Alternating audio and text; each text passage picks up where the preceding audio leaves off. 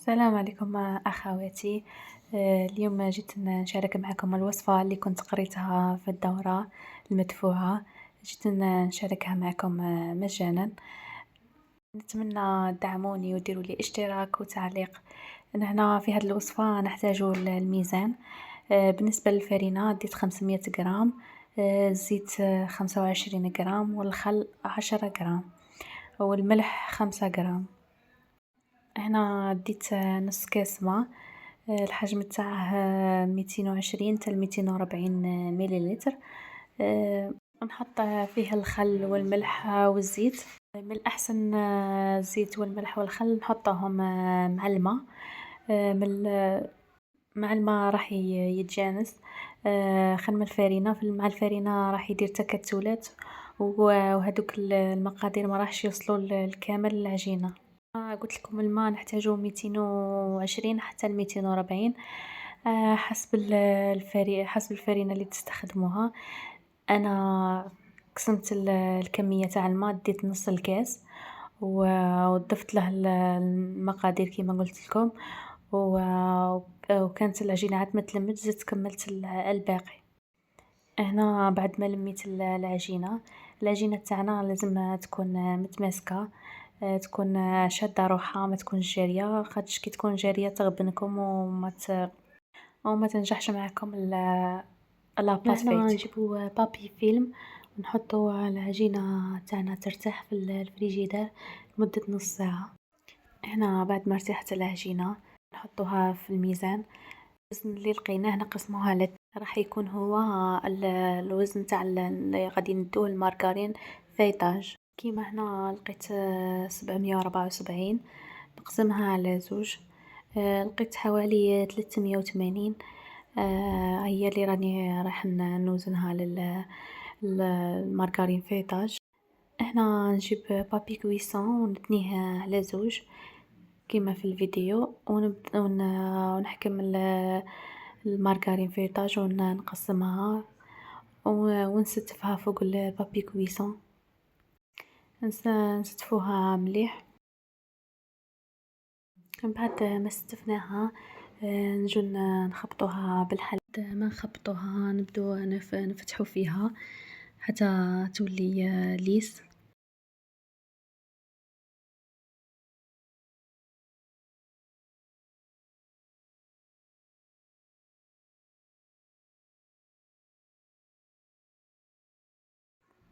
هنا بعد ما فتحناها، هذا هو السمك تاع المارغرين.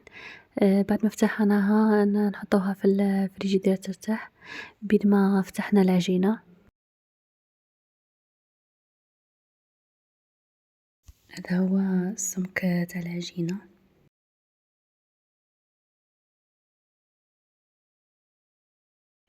نجو هنا نحطو المارغرين فوق لاباط، ونحاولو نقفلو مليح باه كي نجو نفتحوها ما تخرجناش المارغرين.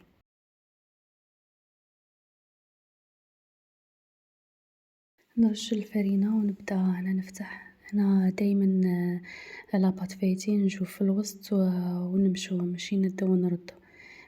نحط الحلال تاعي في الوسط ونروح بيه. لاباط فايتي تاع المملحات تسحق 5 تور سامبل. واش مقصود ب5 تور سامبل؟ معناتها القصد بالطية السامبل هي نطويها على 3 كيما طويتها في لا فيديو. هنا حطيت واحد باه ما ننساش شحال من طية راني درت. كانت هذه الطية الأولى.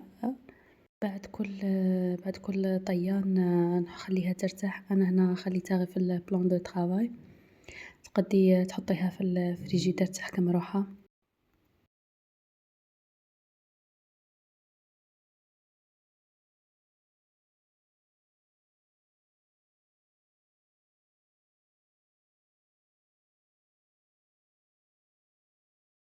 دايما نحو هذيك الفرينة الزايدة ما نخلوهاش. كانت هذه دوزيام تور. غادي في كل مرة نفتحو بنفس الطريقة، نجو من الوسط ونفتحو حتى نكملو 5 تور.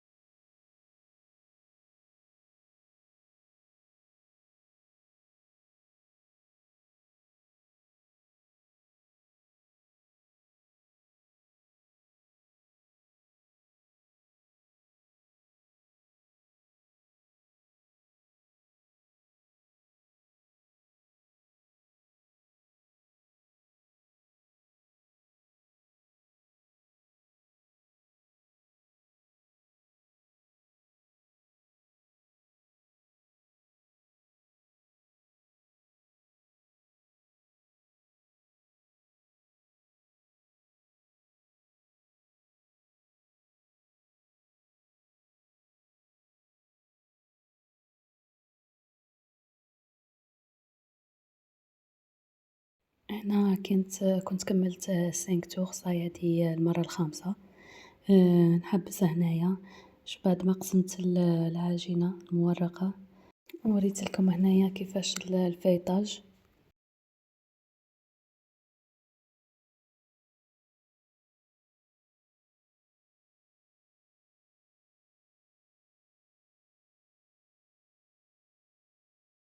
لهنا جيت نحطها في بابي فيلم نحطها في الفريجيدار ترتاح بلا ما وجدت الحشو.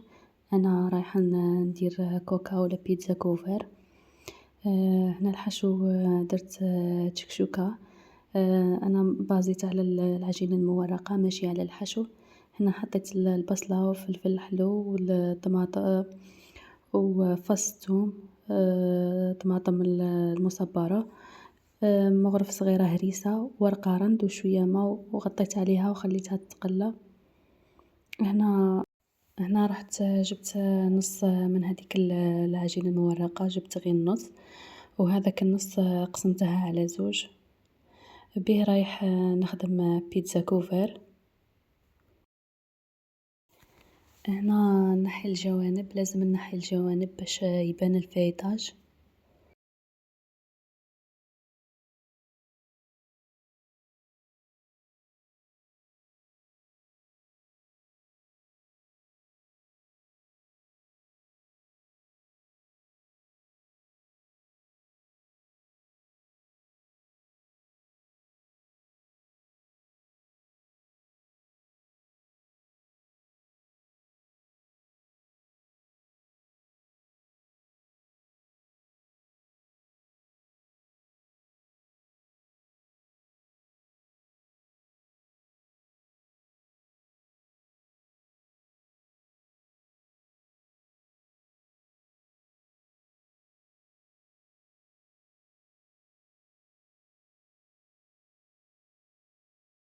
بالنسبة للعجينة المورقة، إذا كنتِ راح تحتاجيها، تقدّي تحطيها في الفريجيدار من يومين حتى ل3 أيام.